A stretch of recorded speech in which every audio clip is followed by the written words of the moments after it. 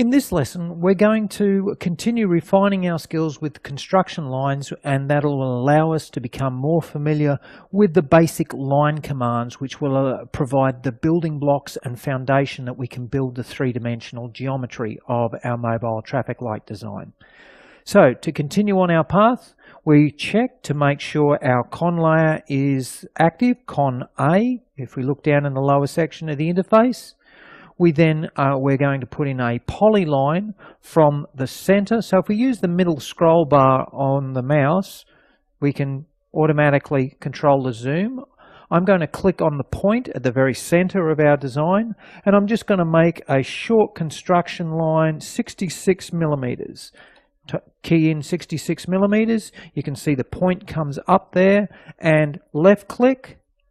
I'm just going to drag up just as a reference line.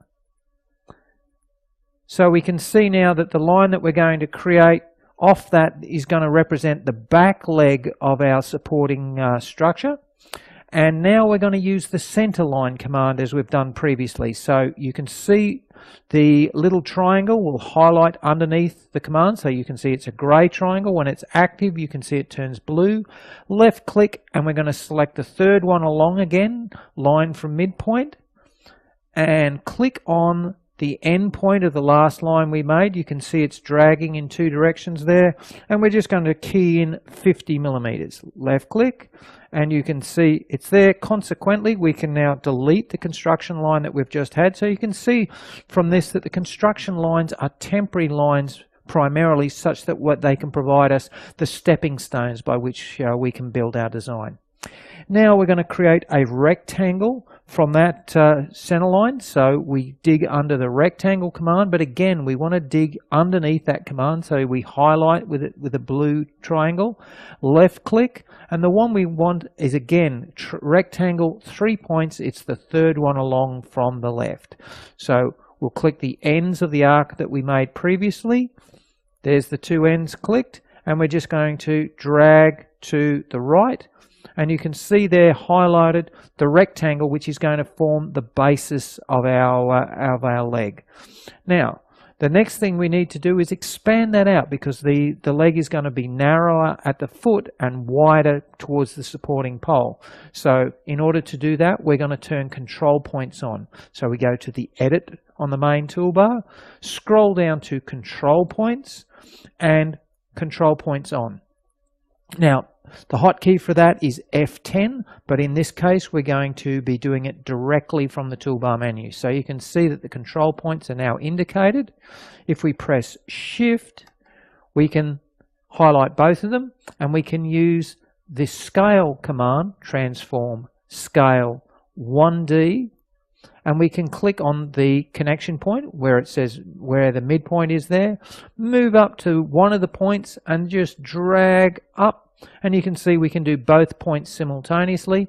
We now have a rectangle which is skewed such that it represents the shape of the leg that we're going to need at the end of the day.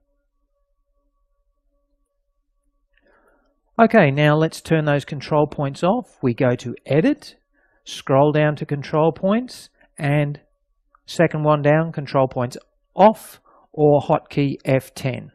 Now what we want to do is put an ellipse at either end of those legs such that we can have the requisite construction lines to form the body of the leg.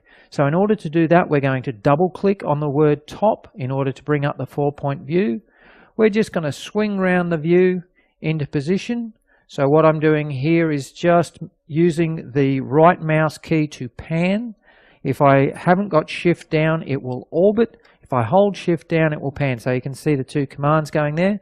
So to begin with, we're just going to put an ellipse on the end of this. So we scroll down. Now where we previously had the circle command just to the right, we're just simply clicking ellipse from center. So we have snaps switched on. We have the point command on. And we're just simply going to drag to the left.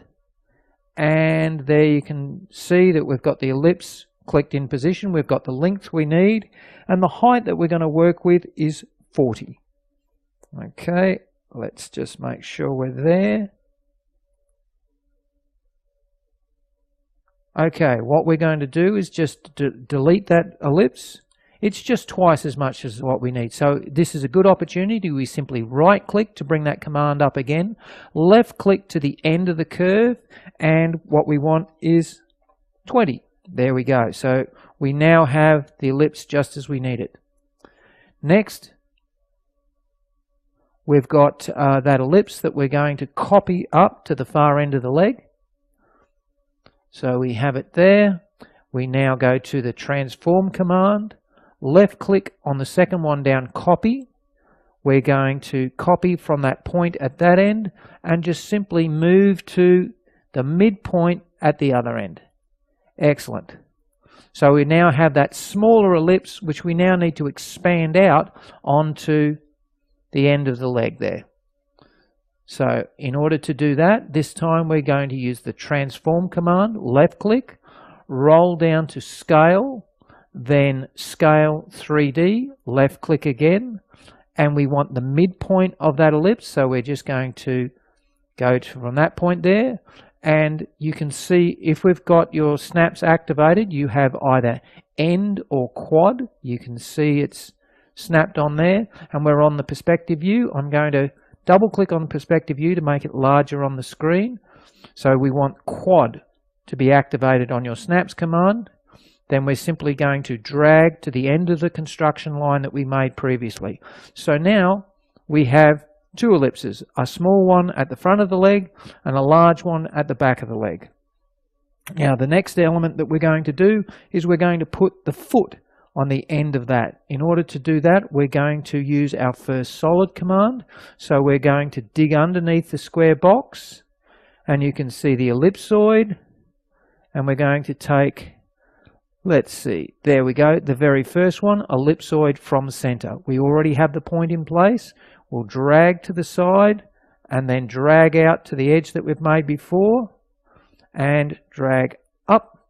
Now, if we right click on perspective, you can see shaded, we've now formed the foot on the end there. Now, just to clarify that, we're going to do that once more. So I'm just deleting that. So I'm bringing up the same command again. In order to bring up the same command, we right click on the command bar, scroll down to the command that we require, ellipsoid from center, left click, we're clicking on the center, the far end of the ellipse that we made before, out to the quad point of the circle that we made in the previous lesson, and we're now dragging up until we hit the quad point of the ellipse that we've made before, and there you go, we've got the end formed.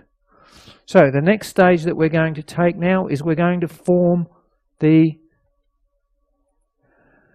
leg itself. So this time we're going to use the loft command. Okay, so surface, scroll down to the second one down and you will see loft, and you'll notice the control points will show up as a series of white arrows. We simply right click, and you can see under normal, we can change that as we require, but normal is fine for right now. Now we're just preview, and we're going to click OK, and we've formed the body of the leg perfectly. Okay, that's looking quite nice. Everything currently is on the construction layer, and we will swap those around shortly. But before we do that, we just want to rebuild that leg such that it's looking a little bit more refined when we get to the rendering stage. In order to do that, the last stage here, we're just going to go down to Edit and scroll down to Rebuild. And you can see there, we're going to work with 20 and 20 should be fine as the defaults. You can preview it there. You can see the various mesh lines that are formed in that rebuild. We simply click OK, and we now have the basis of our leg for the mobile traffic light design. Okay, so in this lesson, we've continued on with our construction lines.